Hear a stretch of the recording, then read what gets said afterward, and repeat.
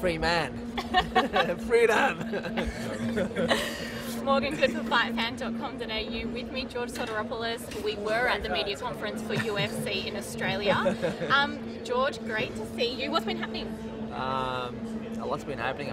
Recently I was scheduled to fight last week in Japan, but an injury pulled me out of that fight. Had some surgery, and I should be coming back by July or August this year. Okay, great. And so is there any word on who will be fighting, what event? It's a little premature to saying who or when, but tentatively July or August. Okay, great. And so how's your injury feeling?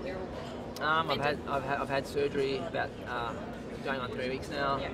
And I've had significant improvement. I've got to continue working on my physical therapy, which helps tremendously, and I should be 100% by April. And this week's put a bit of a slowdown on things, but I'll be good to go by April. Fantastic. So, what are you doing training-wise? We heard that you were down at American Top Team recently. I was. I was having problems getting sparring partners back in Washington, so I was getting a call from my friend Hector Lombard telling me to come down there, so I did. And unfortunately, I got injured at the end of the first week of training, which was actually really good, and I was really impressed with the facility and coaching staff I had down there. So I'll probably be heading down there very soon. So you're relocating down to Florida? I wouldn't know about relocating, but I'll probably get myself a place down there and use it for training. Okay, fantastic. And so, now recovering and hopefully fighting soon, just after midway through the year. What are your goals in the UFC? What are your plans between now and say this time next year? Well, my goals right now is to get better and get back on a winning streak and fight for the belt. That's my goal. Okay, great. And in regards to Australian talent, actually you mentioned Hector Lombard. So many people have been saying they want to see him on the UFC. What are your thoughts around that? I think he should be in the UFC. The guy's tremendous talent. He's got the skills and the talent to be a champion, and I think it's a matter of time before he is in the UFC. Okay. And in regards to talent in Australia, what advice would you give them? The ones that are really aiming for the UFC. I think basically, if this is what you want to do, you have to cross-train in as many different disciplines as you can: striking, boxing, kickboxing, and wrestling and jiu-jitsu. Cross-train as much as you can and compete in all those different aspects and get the experience that you need, and eventually you're going to put it together for MMA.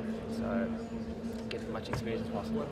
Okay, and so with the training, because a lot of people sort of mention that the training facilities aren't really sort of up to the level of American in Australia, would you suggest to fighters to make the trip over to America for their training? I think it would help because it's going to give you experience that you don't have here in Australia, but at the same time, it's hard to get people and coaches who are versed in MMA because it's still a new sport and it's still growing, so you're going to get coaches who are experienced in maybe one area such as grappling or wrestling or boxing or kickboxing.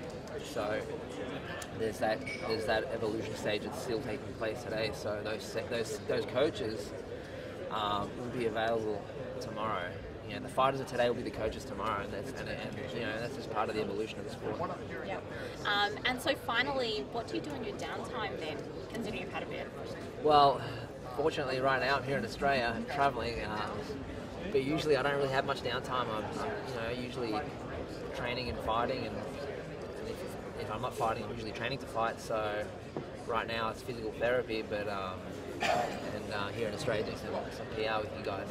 And you get to catch up with your family or friends down here in Australia? Yep, fortunately I'll definitely catch up with the family back in Victoria, so I'm heading there on Sunday, and I'll be seeing more than just family down there, so I'm looking forward to that.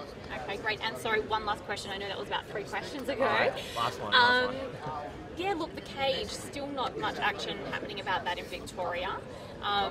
If you had the chance to speak to somebody, say, like in politics in Victoria, what would you say? I'll express to those people that this sport is a very technical sport.